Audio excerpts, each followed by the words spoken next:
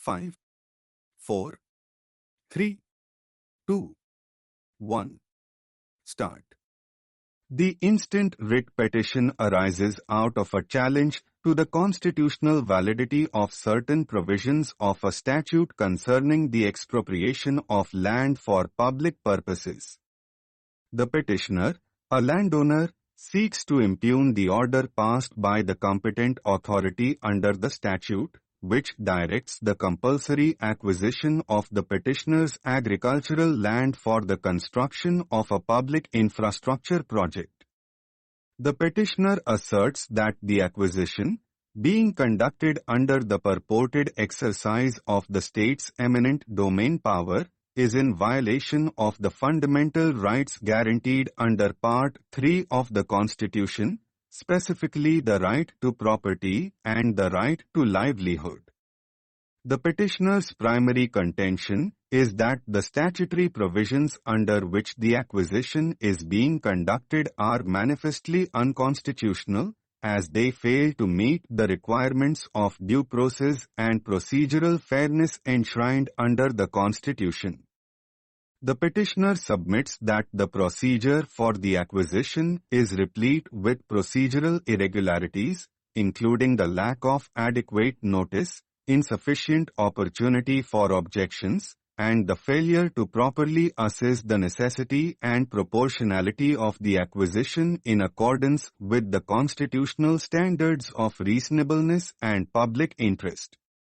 It is further contended that the statutory provision conferring the power of acquisition on the state is overly broad, vague, and devoid of adequate safeguards against the arbitrary exercise of state power. The petitioner submits that the law, in its current form, allows for the acquisition of land without sufficient regard for the rights of landowners, rendering it prone to misuse and arbitrariness. The petitioner cites several judicial precedents where the courts have struck down similar legislative provisions that fail to provide adequate safeguards against potential abuse. Additionally, the petitioner asserts that the compensation being offered for the land is not just, adequate, and equitable, as mandated under the relevant provisions of the Constitution. The petitioner contends that the compensation calculated by the respondent authority is far below the fair market value of the land and is thus violative of the principles of justice and equity. It is further contended that the compensation must reflect not only the market value of the land but also the consequential loss of livelihood, displacement, and the long-term social impact of the acquisition. In support of the writ petition, the petitioner refers to various legal doctrines, including the doctrine of proportionality, and submits that the acquisition does not meet the proportionality test. The petitioner submits that the state, in exercising its power to expropriate land, is obliged to demonstrate that the acquisition is necessary to achieve a legitimate public purpose and that the means employed are not disproportionate to the end sought to be achieved. In the present case, the petitioner argues that the project for which the land is being acquired is not of sufficient public benefit to justify the sacrifice imposed upon the petitioner and other affected landowners. In response, the respondent authority asserts that the acquisition is being carried out in accordance with the statutory framework, and that all the procedural requirements have been duly complied with. The respondent contends that the land acquisition is justified by the necessity of the public infrastructure project, which is of paramount importance for the development of the region and the welfare of the public at large. The respondent emphasizes that the land in question is being acquired for a public purpose, and the acquisition is thus well within the ambit of the state's power under the doctrine of eminent domain. The respondent further submits that the statutory provisions conferring the power of acquisition are consistent with the constitutional requirements and have been upheld by the courts in various precedents.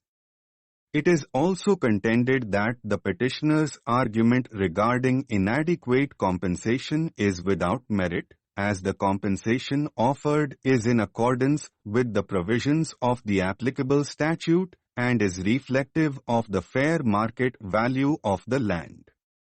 The respondent argues that the petitioner's claim for higher compensation is speculative and not supported by any independent valuation.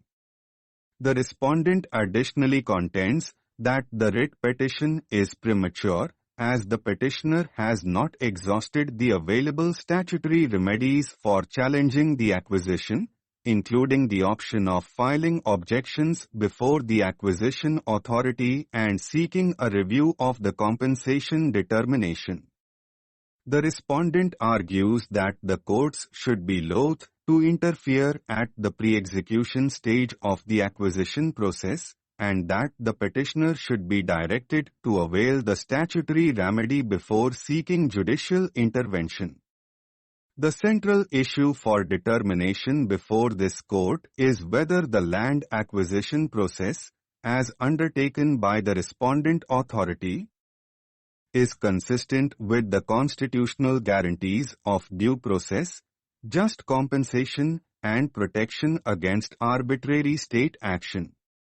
The court must examine whether the statutory provisions under which the acquisition is conducted provide adequate safeguards against the arbitrary exercise of power, and whether the petitioner's fundamental rights have been violated in the process. At the outset, it is important to note that the exercise of eminent domain is a sovereign power vested in the state, but it is not without limitations. The state's power to acquire land must be exercised in a manner that is consistent with the principles of justice, fairness, and reasonableness. The Constitution of India provides for the protection of property rights, but it also allows for the acquisition of property in the public interest, subject to the payment of compensation. Having regard to the arguments advanced by both parties, this court is of the view that the respondent authority has failed to adequately address the concerns raised by the petitioner. The acquisition process, in its current form, suffers from serious procedural deficiencies which render it untenable under the constitutional framework. The respondent is further directed to provide a detailed explanation for the necessity of the acquisition, the public purpose it serves, and the proportionality of the measures employed. The compensation offer is also to be reviewed and reconsidered, taking into account not only the market value of the land but also the consequential losses suffered by the petitioner. Stop.